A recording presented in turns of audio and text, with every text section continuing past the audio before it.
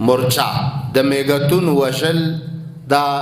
روانه دي خو کم موزی وي ضرري وي ضرر رسي بیا جائز دی فقها لیکي جائز دی فتاوا بزازیه لیکلي دي جائز دی خو په دې شرط سره چې اوبه به نه خوشي کوي چې غرق کې